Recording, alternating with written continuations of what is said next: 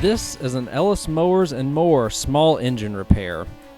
Stay connected on Instagram and Facebook at Ellis Mowers and More. Comments or questions?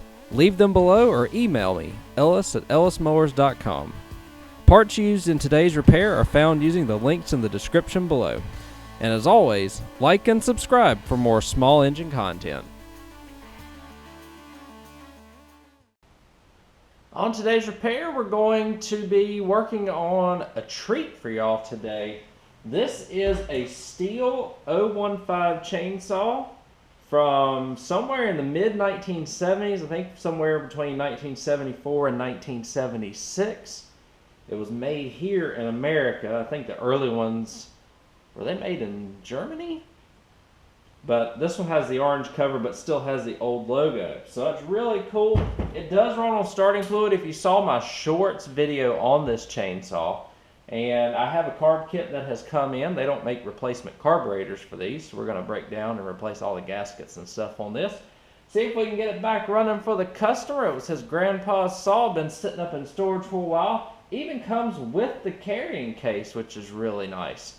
So hopefully it won't be too bad of an issue to get this carburetor rebuilt this time and see if we can get this 50-year-old saw back in service. Let's get started on it. Alright, so we're going to start by taking this cover off. There were five screws. One was the air filter, which you have to take off so that you can get this screw in the back here. Screw number 3, screw number 4, screw number 5. One of them was stuck on there pretty good. I had to muscle it off. That allows you to expose the fuel line and the carburetor. Now the carburetor comes off with these two flatheads, and also one other thing, you have to pull this choke off before you can pull the cover off. So what we're going to do, take those two screws off. I've already removed the fuel line, which is kind of dry rotted but still hanging in there. Pretty simple setup. I think this new one comes with a fuel line too. And we're going to take off those two screws and get the throttle linkage off as well out here, and then break open the carburetor, see if we can replace these gaskets. So we've removed the carburetor. Again, just those two screws got it. There is a plate, like a little spacer, that goes in between that and the carburetor, the block in the carburetor. This is our carburetor itself, probably just a rotted diaphragm or something along those lines. I'm in the process, you have to pull this old fuel line. I'm in the process of putting the new fuel line in with the fuel filter, and I've slid it in here, and then I just kind of have to make sure that it pops into place so that you don't have any fuel leaks. This line will mesh up to the line on the bottom. I'm going to get my pan that I clean carbs with, and we'll swap out all the good stuff. We'll get this nice and clean again, and hopefully we'll have a running saw here in a few minutes. Well, we're going to take everything off here. We've got the nut for this top, what would that be? Just the inlet, ain't it? And we look inside, and that looks fairly clean, so that's good. I'm guessing that the diaphragm has probably just gotten hard on it because it has sat for a really, really long time. So hopefully all these gaskets will pull off nice, and we'll get all that cleaned out right there. I don't like to use carb spray. I like to use WD-40 when it comes to these. And then we'll get these screws off here. I've never seen a carb like this because of the age of it and everything. So this is going to be kind of cool to see and actually rebuild one. Hopefully we'll be successful at it. Carb kits are so cheap, I usually just buy them, but this This carb is so old that they don't make an aftermarket for, just the rebuild kit with the gaskets and stuff. So this will be nice to see if we can get it straight here. And I think I just need to make sure that I put this on correctly. So I'm just, let's see. Alright, so the smaller gasket goes in between. Perfect.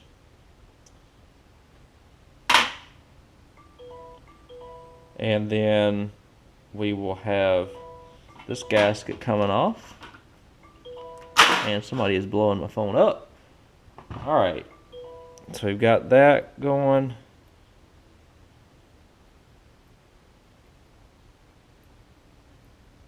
Looks like the needle in the seat's working properly there.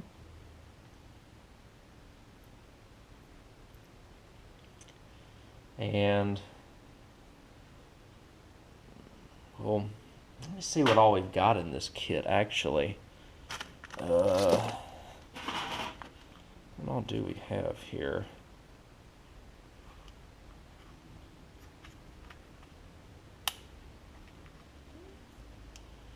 So we've got a new screen, new diaphragm, a couple of gaskets. I would assume those go underneath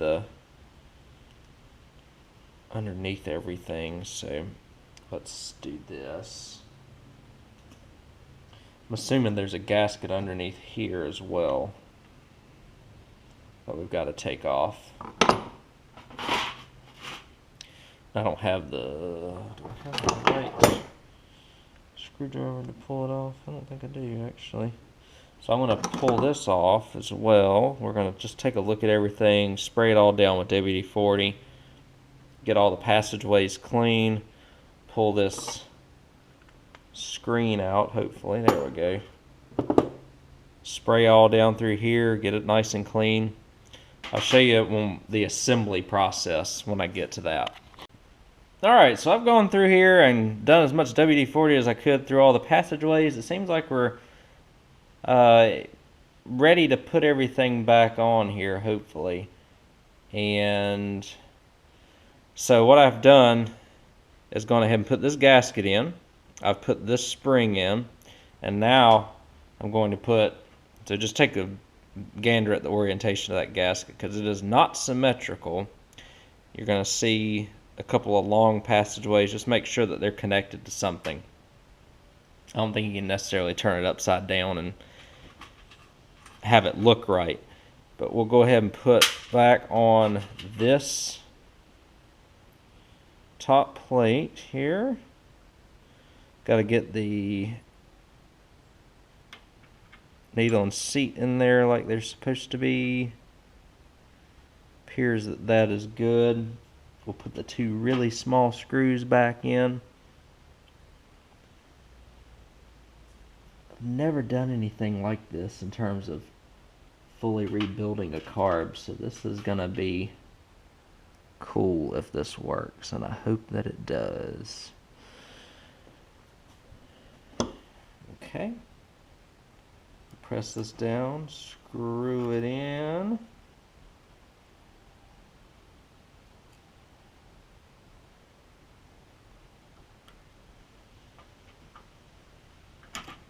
Well, I'll screw it in, guys, and see what we can do here. There we go. Got one of them. Let's try the other one here. My.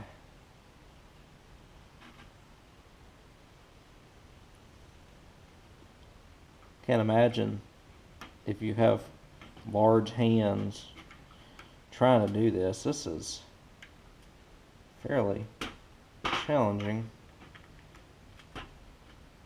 Keep it all in check. So the needle and seat seem to be working like they're supposed to.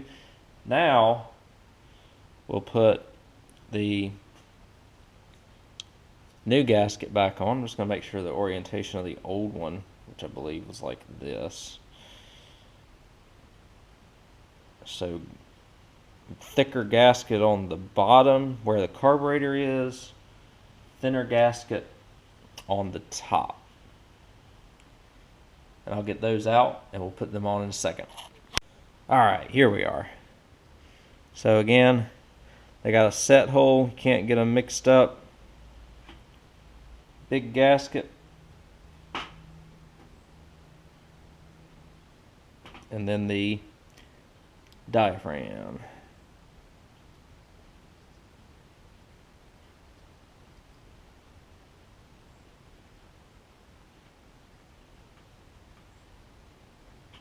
Just like that. Boom. So now we'll get this back. Put it over everything here.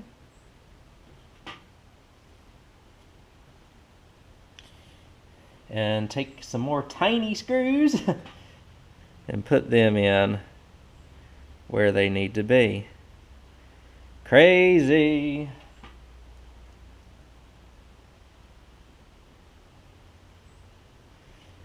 All right.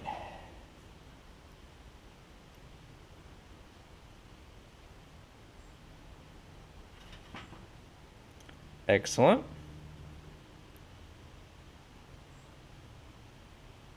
And I'll screw those down, and then we'll do the top part next. Okay, we're going to put the new screen in.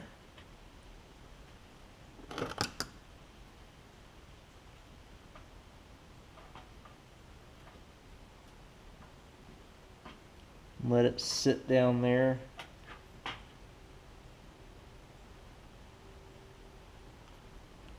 Didn't go in as good as I would hope there. Let's see if we can try it one more time here. Oops.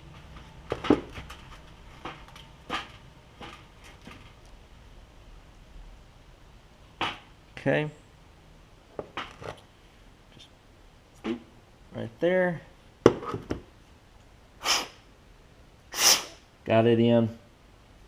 And now we'll take the new gasket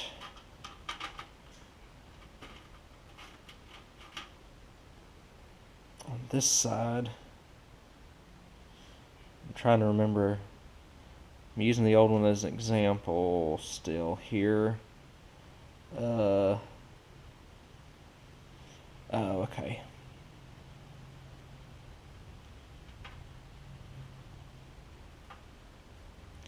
So this gasket will go up top on this. Oops. Flip it right there. And this will go on the bottom.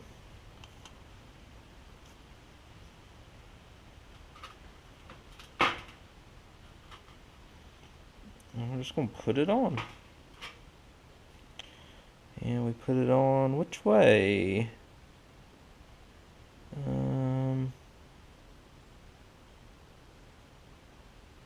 Like this.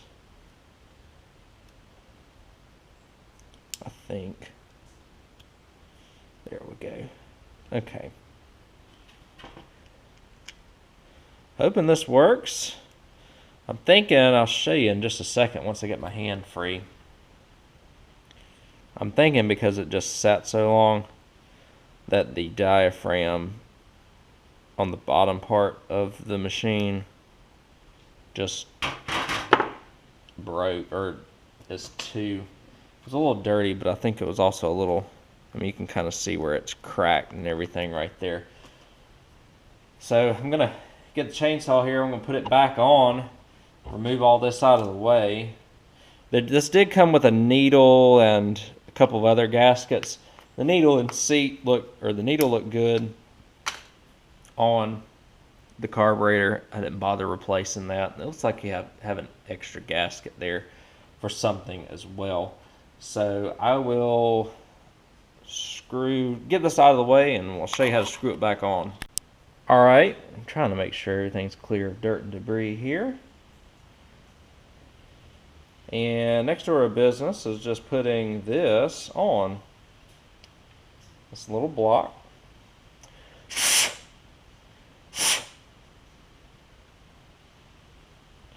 And then we're going to put the carb on. The carb will plug into this little block here.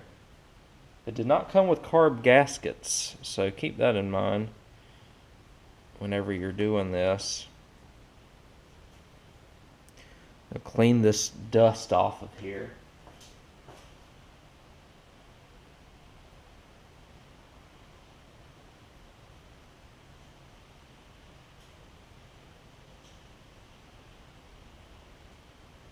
And I'll put this back on. Just like this. I think we can put that gasket back on after the fact. I think it was just kind of stuck on there earlier. That is not the right screw. These are.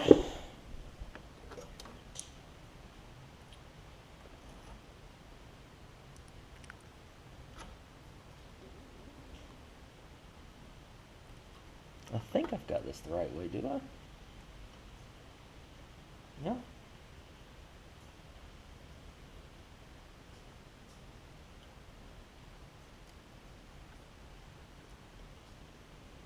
It looks like somebody has done this once before, from what I can tell.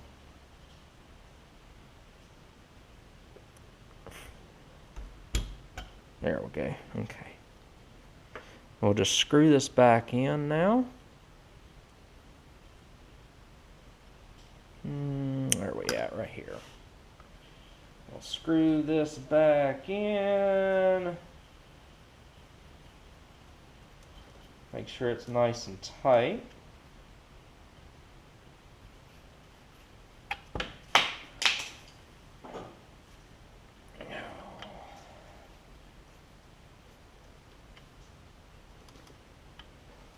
Okay, and then this will go back on top of it, right like that.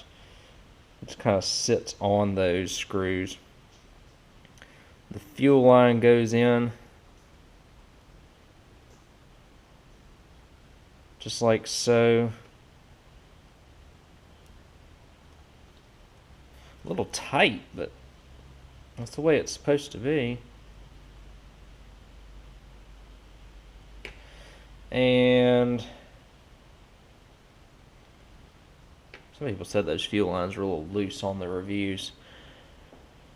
So I'll put the, and it seems tight on there. What is next? I guess the cover's next, isn't it?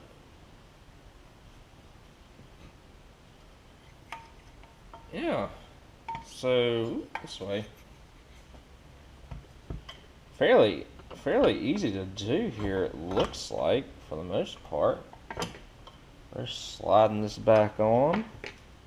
Oh, we gotta get the coil wire, obviously, routed through here. And then we can lift everything up, put it back on. Okay. And then it's just a matter of putting those 5 screws back in and being, hopefully being done with this. I'm hoping that what I've done here is good enough to get this thing to fire. So let's see if it will fire. And if so, then we'll have a good running chainsaw again. All right, guys, so we've got ignition, thankfully. Let us show you. Well, I thought we did.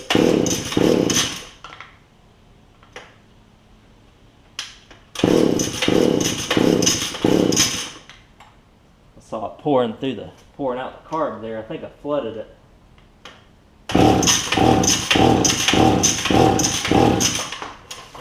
Well, it was running.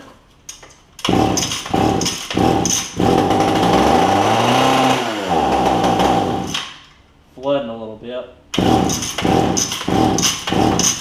But we can back that off because probably the low and the high needs to be moved in a little bit. But it is running on its own without any starting fluid, so that's a plus. I'm going to see if I can dial this back in a little bit, and hopefully we'll have a good running machine here in a few minutes. Okay, I've put everything back together. I think I showed y'all everything up until putting the cover on. Don't forget to put the the choke lever back on. It fits into a specific spot, and you have your 1, 2, 3 bolt, third bolt behind the air filter cover, your 4th screw, and your 5th screw down here to put it back on. And then you put the spark plug on. You have to thread the spark plug wire through this part of the case and back on to the chainsaw. What y'all didn't see was that the carb kit that I ordered was a little different. And the only thing that was really different about it was this piece right here. So this piece ended up, the little nub there that pushes down the needle was longer on the rebuild kit than it was on this. So I actually took it and just grinded it down just a little bit with an angle grinder. I was constantly getting flooding issues with this rebuild kit, and I tried bending that little, it's the little armature, I think it's the metering lever between the needle and the diaphragm, and I had to bend that down to where it was even with the carburetor, with the top of the carburetor, before I put the gaskets and the diaphragm back on. I then had to, because this piece was a little longer, I ended up using the old gasket, the new gasket, to give it a little bit of space before I put the diaphragm on. But I still followed the same procedure apart from that double gasket of how I put everything back together on this. If you have any questions about how to put it all back on, let me know. Again, it's not terribly difficult after you take these 5 screws off. And just make sure that your spacers are correct and that little rubber gasket on the end before you put this cover back on is back on. Hopefully I showed you all the steps that you need to know. But thankfully, after all of that, taking the carb off multiple times, bending that metering valve and leveling it up with the carb, and then shaving off a little bit of that nub on the diaphragm, got it to the state that it's running now, which is excellent. Obviously you have your adjustments on the top here that you'll have to adjust a little bit. But let me get it. It's been raining today, so I'll see if I can get an area in the garage here I can show you that this thing starts and runs. And oh, by the way, this thing, like I said, 50 years old, nearly 50 years old, still cruising along. All right, I already have had this warmed up, but I have, the whole process, I've never had to spritz any starting fluid or either in it. Well, it'd been fuel mix. I also had to put another spark plug in because the other one was fouled.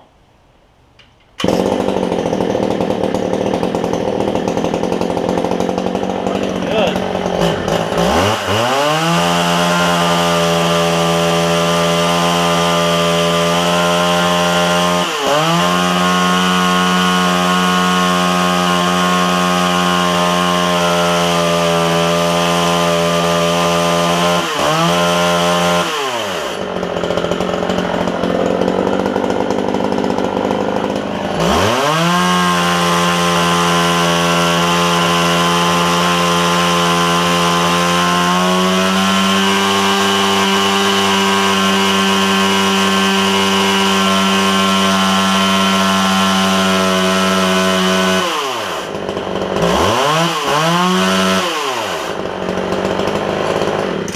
Feels a little tight, the chain does, but got good power. Again, this is not an insanely powerful saw to start with. Good little homeowner saw. Again, made of all metal too, so it's gonna give you a good, not a lot of plastic on it, so it's a little heavier, a little small, but she's running again, which I'm so excited for. It took me a little bit of time to get this one right, but I wanted to get it right just because of the age of the saw. It's not a collector's item, but it's just always good to see chainsaws come back to life, especially these old Stihls. And I know a lot of y'all watching this video probably in particular are here to see this saw run again, and I'm very happy to say that we have made that a successful endeavor here. Again, you can't do the easy route, so to speak, and replace the whole carburetor on this anymore. Too old and no aftermarket support really. Walbro still does make the OEM kit for this, which is the one I'm going to link in the description below. The aftermarket one I had to do a little bit of doctoring to get it to work, but it is working still, and hopefully it'll work for a good little while. I just enjoy bringing especially this old stuff back to life. A little bit different than the ordinary, which I had been doing a lot of just mundane stuff here lately, so it was really really nice to take a little bit of time out of my day to bring back an old classic Stihl saw.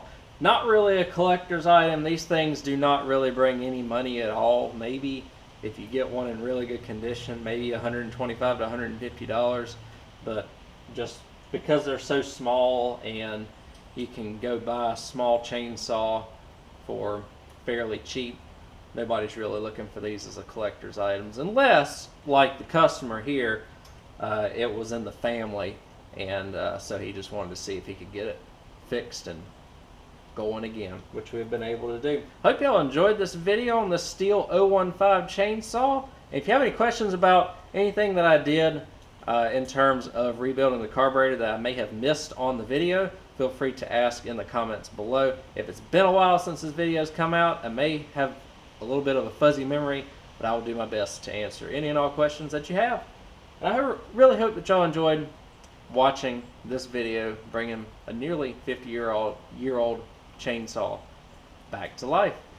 Thanks again for the support as always, and I'll catch y'all on the next video. Take care.